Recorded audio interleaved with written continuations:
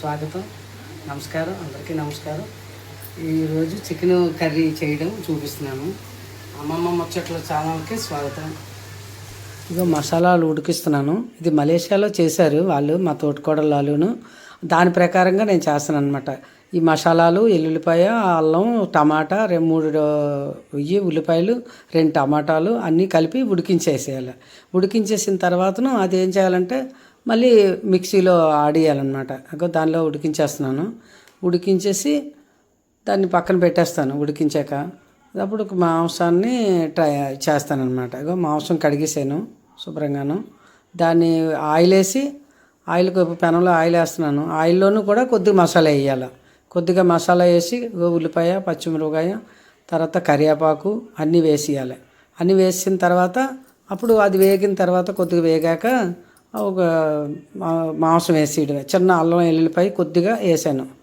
అలా ఇది పేస్టు, ఎందుకంటే అందులో వేసాను కదా, అందులో వేయడం వల్ల కొద్దిగా పేస్ట్ వేసాను అనమాట. మళ్ళీ మామూలుగా ఇంకా ఎక్కువగా అవసరం లేదు, కొద్దిగా ఉంది వేసాను అనమాట. దానిలోనూ అల్లం వెల్లిపాయ పేస్ట్ వేసాను కాబట్టి దీనిలో కొద్దిగా వేసి దాని తర్వాతను ఇది వేసేయడమే. చిన్న సాల్ట్ వేసాను. వేసాక ఈ ఇది మాంసం వేసేయడం అనమాట. ఫ్రై చేస్తున్నాను. ఇది చాలా బాగుంటుంది. కారం అది ఎక్కువగా ఉండదు, ఎందుకంటే మిరపకాయ అది వేగిపోతుంది కదా. ఈ ఉడికింది అవడం వల్ల కారం ఉండదు అనమాట. మసాలా మంచి టేస్ట్ ఉంటుంది. దీన్ని అంతా కూడా వేగిపోయిన తర్వాత పూర్తిగా వేగిపోవాలి. వేగిపోయాక అప్పుడు ఈ మసాలా ఉంది కదా, మసాలాను చల్లార్చేసి మిక్సీలోను సాల్ట్ కూడా దానిలోనే వేసేస్తానమాట. మసాలాలోనే ఆడేటప్పుడు సాల్ట్ వేస్తాను. దీనిలో కొద్దిగా వేసుకొని దానిలో సాల్ట్ వేసేస్తే పేస్ట్లోను అది బాగుంటుంది అనమాట. ఇది శుభ్రంగా వేగుతుంది కదా. వేగిన తర్వాతను మసాలా ఆడేసాను. మసాలా ఆడిన తర్వాతను మొత్తం ఇది అది కలిపి వేగుతుంది. సాల్ట్ వేస్తున్నాను. 2 స్పూన్లు సాల్ట్ పడుతుంది అనమాట. 1 స్పూన్ దానిలో వేసాను, 1 స్పూన్ దీనిలో వేసాను. మసాలాలో 1 స్పూన్ వేసాను, దీనిలో 1 స్పూన్ వేసాను. ఇది వేగుతుంది. ఈలోగా వేగిపోతే ఈ మసాలా ఆడేసి పక్కన పెట్టేసుకోవడమే. కొద్దిగా చల్లార్చేయాలన్నమాట. ఇది కొంచెం చల్లారితే అది మనం మిక్సీలో వేసినా కూడా ఆడడానికి బాగుంటుంది. వేడిగా ఉంటే అవ్వదు కదా.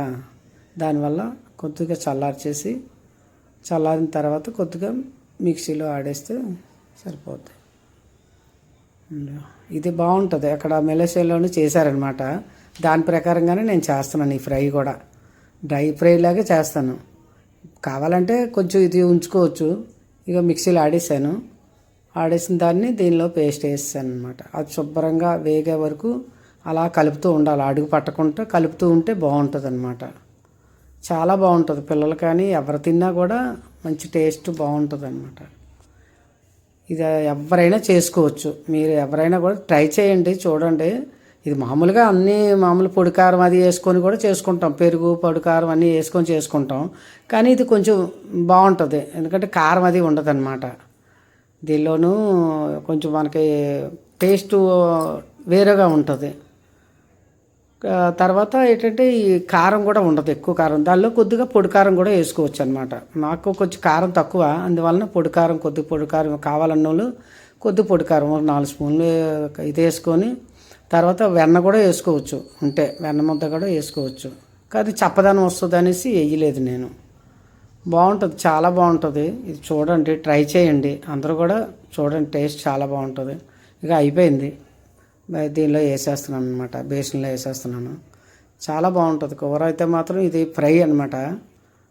చికెన్ ఫ్రై చపాతీకి బాగుంటుంది, కర్రీకి రైస్కి బాగుంటుంది, దేనికైనా పూరీకి బాగుంటుంది. అయిపోయింది. చాలా బాగుంటుంది. ఇది మలేషియాది అనమాట.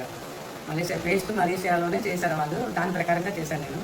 చాలా బాగుంటుంది. ట్రై చేయండి, అందరూ ట్రై చేయండి. సబ్స్క్రైబ్ చేయండి, ట్రై చేయండి, షేర్ చేయండి.